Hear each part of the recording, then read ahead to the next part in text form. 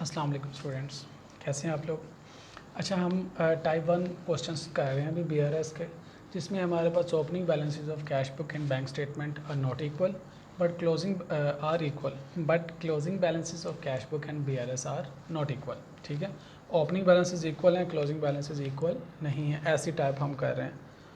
तो हमने इसके लिए एक ओरिजिनल कैश बुक बनाई थी अपने सीखने के लिए। ओरिजिनल कैश बुक सिर्फ अंडरस्टैंडिंग पर्पस के लिए। फिर हमने एक ओरिजिनल बैंक स्टेटमेंट बनाई थी अपनी अंडरस्टैंडिंग के लिए। इसमें एक डेबिट का कॉलम, एक क्रेडिट का। डेबिट का कॉलम विदड्रॉ और क्रेडिट फॉर डिपॉजिट्स।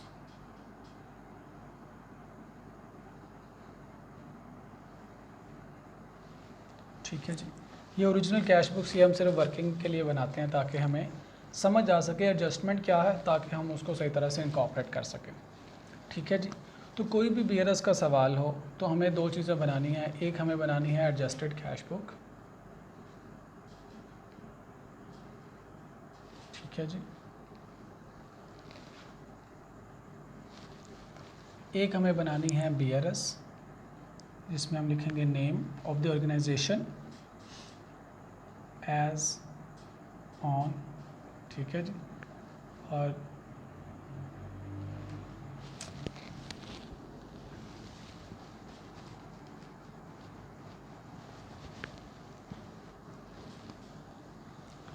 जिसमें हम लिखेंगे name of the organisation, BRS document का नाम, एज एट जो भी डेट है उस डेट पे। और यहाँ पे हम लोग लिखते होते हैं balance as per adjusted cash book. इसमें हम कुछ ऐड करते हैं। ऐड क्या करते हैं, जो कैश बुक की डेबिट साइड है, बेसिकली बैंक स्टेटमेंट की डेबिट साइड, इसको अनप्रेजेंटेड चेक्स कह देते हैं फॉर शॉर्ट, ठीक है। और कह सकते हैं डेबिट साइड, और कह सकते हैं विदड्रॉ साइड। ठीक है, जब आप एग्ज़ाम में लिखेंगे तो आपको ये सब कुछ लिखने की ज़रूरत नहीं है, आप सिर्फ ऐड और लेस लिख सकते हैं, ठीक है। या अनप्रेजेंटेड चेक लिख सकते हैं, ये डेबिट और विदड्रॉ नहीं लिखने की ज़रूरत, ये आपको समझाने के लिए लिख रहा हूँ। इसमें से हमें लेस करना होता है, दैट इज़ अनक्रेडिटेड चेक्स, या कह दें this is the credit side of the bank statement, या कह दें this is deposit side of the bank statement. ठीक है जी, एग्ज़ाम में ये सब लिखने की ज़रूरत नहीं है, अनक्रेडिटेड चेक्स लिख देंगे तो काफ़ी है। उसके बाद हमारे पास आता है balance as per bank statement. ठीक है जी, तो ये हमारा फॉर्मेट है बीआरएस का। अब सवाल देखते हैं पास पेपर का।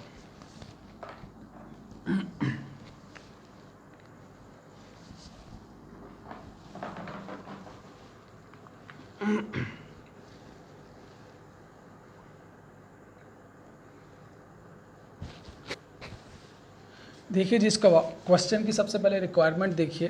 रिक्वायरमेंट में कहता है prepare bank reconciliation statement for the month of October 1993 and find out balance as per cash book. अब देखिए, उसने आपसे कैश बुक का बैलेंस पूछा, पहले कहता है बीआरएस बनाए और फिर मुझे कैश बुक का बैलेंस बताएं, एडजस्टेड कैश बुक का नहीं, कैश बुक का, यानी अनएडजस्टेड बैलेंस। तो ये कैसे कैलकुलेट कर सकते हैं, कोई मुश्किल नहीं। हमें उसने बैंक स्टेटमेंट का बैलेंस दिया हुआ है, वो लिखेंगे, रिवर्स बैक आके यहाँ तक पहुँचेंगे, ये बैलेंस पुट करेंगे क्लोजिंग बैलेंस में, यहाँ से बैलेंसिंग फिगर के तौर पे हम ओपनिंग बैलेंस कैलकुलेट कर सकते हैं। ठीक है जी, रिक्वायरमेंट दोबारा देखिएगा। Prepare bank reconciliation statement for the month of October 1993 and find out balance as per cash book not adjusted cash book. तो हमें बेसिकली एडजस्टेड कैश बुक से अनएडजस्टेड बैलेंस चाहिए। ठीक है जी, इसलिए इस क्वेश्चन को हम प्रैक्टिस कर रहे हैं। ऑल्दो ये क्वेश्चन काफ़ी पुराना है, 1994 में आया हुआ है, लेकिन it's a good question to calculate the opening balances. और ये रिसेंट टाइम में भी ऐसे ही सवाल आए क्या पूछ रहा है। अब इसके इंट्रोडक्टरी पैराग्राफ में आइएगा, कहते हैं new horizon limited maintain the bank account with Modern Bank Limited. The bank statement as on 31st October 1993 showed a balance of rupees 50,340. अभी उसने बैंक स्टेटमेंट का हमें बैलेंस दिया, तो बैंक स्टेटमेंट का बैलेंस हम लिख लेते हैं जी अपने पास। कितना बैलेंस है? We have 50304 50304। हमने बैंक स्टेटमेंट का बैलेंस लिख लिया। आगे देखिएगा, कहता है which did not agree with the company's cash book balance. खुद बता दिया कंपनी के कैश बुक बैलेंस से मैच नहीं करता। क्लोजिंग बैलेंसेस की इन्फॉर्मेशन आ गई। ओपनिंग बैलेंसेस के बारे में खामोश है। It means opening balances are equal, closing balances are not equal, तो this is type 1 questions. Further कहता है the cashier noted that the following items were not recorded either by bank और इन दी company's cash book. कहता है ये जो नीचे items हैं या तो कैश बुक में नहीं रिकॉर्ड हुई या बैंक स्टेटमेंट में नहीं रिकॉर्ड हुई। It means these are the temporary differences और दी एरर्स। तो अब उसने हमें स्टेटमेंट्स देने की बजाय डिस्क्रिप्टिव फॉर्म में डिफरेंसेस बता दिए, रिकनसाइलिंग आइटम्स दे दिए।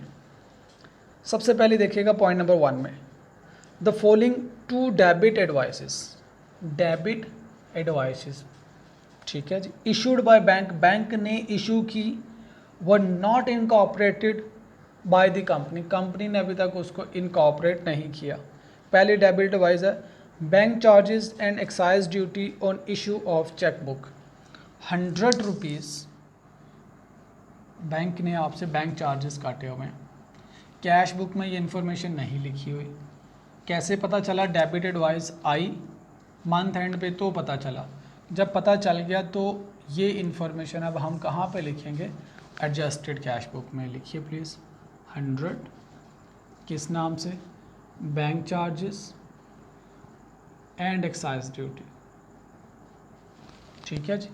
ये इन्फॉर्मेशन बैंक स्टेटमेंट में थी, कैश बुक में नहीं थी, तो हमने एडजस्टेड कैश बुक में लिख ली। तो दोनों जगहों पे इन्फॉर्मेशन आने से हमारी रिकन्सिलिएशन हो गया। नेक्स्ट देखिएगा प्लीज़, कहता है पे order issued in favour of Indus private limited. Bank ने हमें दोबारा एक और डेबिट एडवाइस दी जिसमें कहता है पे ऑर्डर है, हमें ऑर्डर किया गया था यानी बैंक को कि पे कर दो इंडस के अकाउंट में, तो बैंक ने पे कर दिया। बैंक ने जब पे किया तो बैंक ने अपने पास क्या किया होगा? इसको डेबिट 43959, बैंक ने अपने पास इसको डेबिट किया होगा। अभी तक ये कैश बुक में इंफॉर्मेशन रिकॉर्ड नहीं हो सकी, ठीक है जी। बैंक अब ये डेबिट एडवाइस है, बैंक ने डेबिट किया हुआ है, तो कहाँ पे आनी चाहिए? एडजस्टेड कैश बुक में क्रेडिट साइड पे। तो लिख दें 43959। किसको दिया जी? इंडस को। है क्या? स्टैंडिंग ऑर्डर पेमेंट थी, स्टैंडिंग ऑर्डर या पे ऑर्डर, ठीक है जी। पॉइंट नंबर 2 देखिएगा, कहता है the demand draft arrange from bank for 18,433। Demand draft, DD, demand draft कि जो डिमांड करेगा उसको ये पैसे पे कर दे। दिस इज़ अनदर डॉक्यूमेंट जिसमें अकाउंट होल्डर बैंक को ऑर्डर कर रहा होता है कि मेरे अकाउंट से पैसे जिसका नाम लिखा उसको पे कर दे। तो अभी तक हमने 3 डॉक्यूमेंट्स देख लिए, चेक, पे ऑर्डर और demand draft. These 3 documents are the document in which account holder order the bank to pay the amount to the person the name written on that document, ठीक है जी। जिस बंदे का नाम इन तीनों में से किसी एक डॉक्यूमेंट पे लिखा है, बैंक को ऑर्डर किया जाता है कि इसको पे कर दें। Got it? तो कहता है जी डिमांड ड्राफ्ट अरेंज किया गया for rupees 18,433 was recorded in cash book for rupees 18,343। 343 लिख दिया गया, 433 लिखना था। This is the error in the cash book. Bank statement के बारे में क्वेश्चन बिल्कुल साइलेंट है। इट मीन्स बैंक स्टेटमेंट में ये इन्फॉर्मेशन बिल्कुल ठीक है। प्रॉब्लम कहाँ पे है? जब डिमांड ड्राफ्ट अरेंज किया गया, अमाउंट ओरिजिनली थी 18,433 और लिखा कितना गया? लिख दिया जी 18,343। 433 लिखना था, कम लिख दिया क्रेडिट साइड पे। कैश बुक का एरर, एडजस्टेड कैश बुक में ठीक करेंगे। जितना कम लिखा उतने से यहाँ पे ऐड कर दें। वैसे तो यहाँ पे लिखा जाएगा सस्पेंस अकाउंट, लेकिन आप लिख सकते हैं क्रेडिट साइड लेस रिकॉर्डेड। ठीक है जी, कम लिखी गई क्रेडिट साइड, कितनी अमाउंट से? The difference between 18,343 and 18,433, the difference is 90 rupees का डिफरेंस है जी। अपने एग्जामिनर के लिए आप यहाँ पे वर्किंग भी लिख सकते हैं, आप लिख सकते हैं ये अमाउंट कैसे आई, 18,433 माइनस 18,343।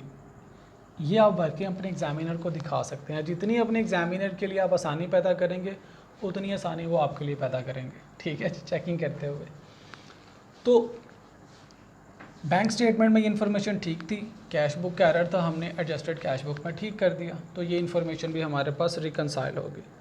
नेक्स्ट देखिएगा please, we have cheque of ₹4,000 deposited in the bank was not credited till month end. Deposited in the bank, जब डिपॉजिट किया गया तो कैश बुक में 4,000 डेबिट हो गया। ठीक है जी, अभी तक बैंक में हमें नज़र नहीं आ रहा, तो क्या है ये, अनक्रेडिटेड चेक है, इसका सामने लिख दें 4,000 इज़ द अनकलेक्टेड, क्योंकि अभी तक कलेक्शन प्रोसेस में होगा। नेक्स्ट देखिएगा जी, कहता है cheque payment of ₹50,000 to old gold company was wrongly entered in the bank column of cash book. पहला लफ्ज़ दोबारा देखिएगा, कैश पेमेंट की गई, कैश में पेमेंट 50,000 लिख दी गई बैंक के कॉलम में। इट मीन्स जो हमारी कैश बुक है वो या तो डबल कॉलम कैश बुक है या ट्रिपल कॉलम कैश बुक है। एक कैश की पेमेंट गलती से बैंक के कॉलम में लिख दी गई। कितनी अमाउंट है? The amount is ₹50,000। पेमेंट करते हुए बैंक के कॉलम में बाय मिस्टेक लिख दिया गया 50,000, लिखना था कैश के कॉलम में। अब ठीक कैसे करेंगे? हमने तो कैश बुक का बैंक कॉलम ठीक करना है, ये 50,000 गलत है, ठीक कैसे करेंगे? कटिंग तो अलाउड नहीं है, तो डेबिट पे लिख दें 50,000। क्या लिखेंगे इसके साथ? लिखना तो कैश चाहिए, लेकिन आप ये भी लिख सकते हैं रॉन्गली क्रेडिटेड। ठीक है जी, अपने सीखने के लिए ये भी लिख सकते हैं फॉर द टाइम बिंग, लेकिन ओरिजिनली कैश की ट्रांजैक्शन थी तो कैश ही लिखना चाहिए। नेक्स्ट देखिएगा जी, कहते हैं cheques issued by company but not presented for payment. यहाँ पे डेट्स बड़ी इंपॉर्टेंट है जी, लिखा हुआ है पहला चेक जो इशू किया गया 27 अक्टूबर, 28 अक्टूबर, 30 अक्टूबर। इसी तरह समटाइम एग्जामिनेशन में क्वेश्चन आता है, जो 27 अक्टूबर लिखा हुआ है यहाँ पे अक्टूबर की बजाय माइट भी पॉसिबल जनवरी की डेट लिख दी हो। अगर जनवरी की लिखी हुई है तो अक्टूबर तक वो चेक टाइम बार्ड हो चुका है। रीसेंट अटैम्प्ट्स में ये क्वेश्चन इस तरह से आए हुए हैं कि ये जो डेट है इसको मैनिपुलेट करता है। इस क्वेश्चन में तो करंट मंथ की डेट्स है, लेकिन रीसेंट अटैम्प्ट में यहाँ पे डेट कुछ प्रीवियस पीरियड्स की दे देता है, जिसमें हमने टाइम बार्ड देखना होता है। तो ऐसे क्वेश्चन जिसमें चेक्स की डेट आ रही हो तो आपने बड़े ध्यान से देखना है कि इनमें से कोई टाइम बार्ड चेक तो नहीं है। हाँ, हमारे इस क्वेश्चन में कोई टाइम बार्ड नहीं है, लेकिन आगे इंशाल्लाह टाइम बार्ड क्वेश्चन आएंगे, टाइम बार्ड के पॉइंट्स आएंगे, तो आपने वहाँ पे इस पॉइंट को गौर से देखना है। कहता है जी 3 चेक्स हैं कैश बुक में लिखे हुए हैं।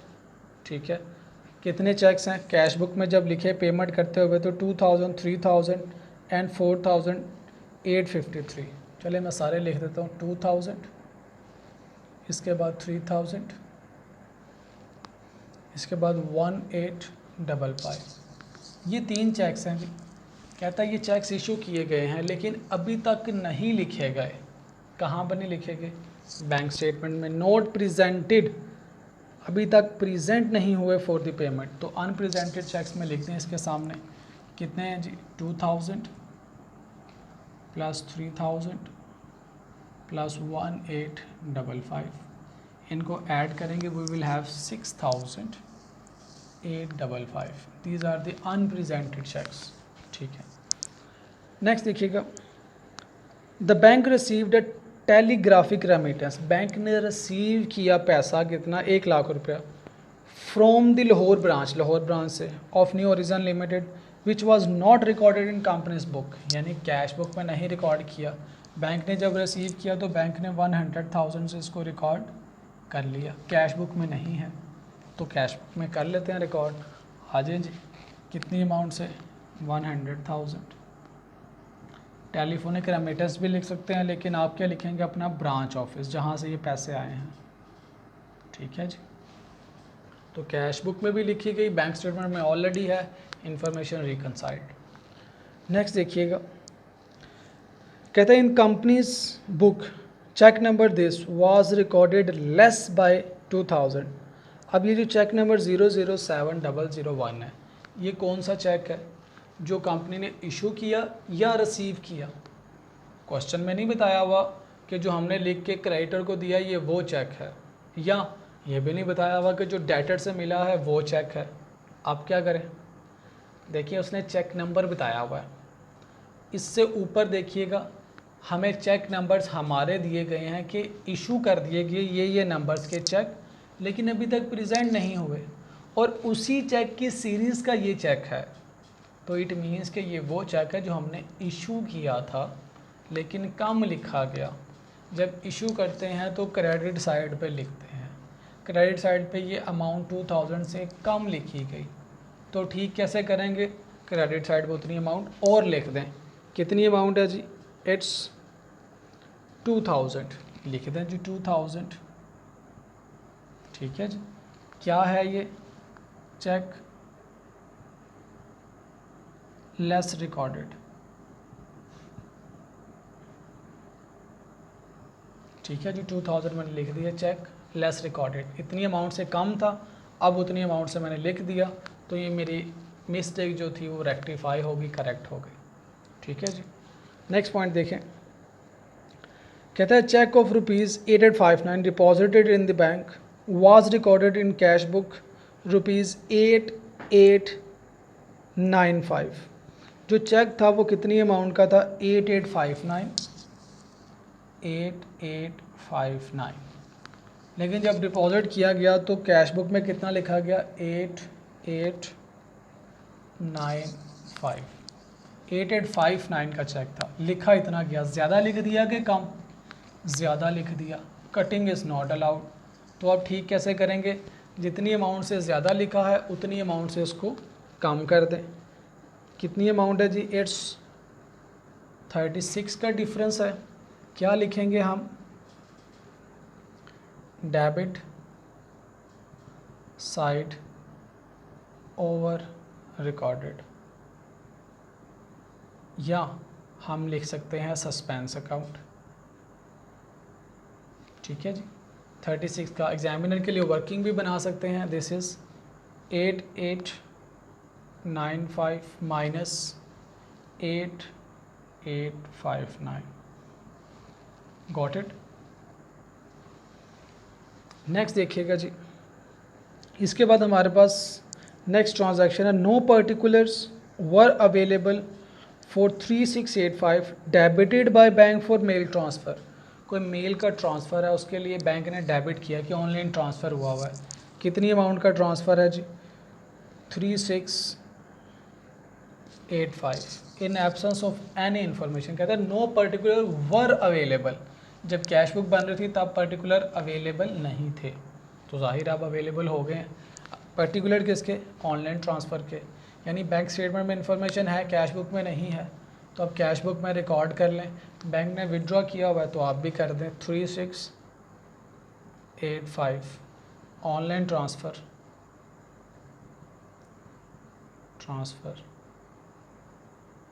ठीक है जी।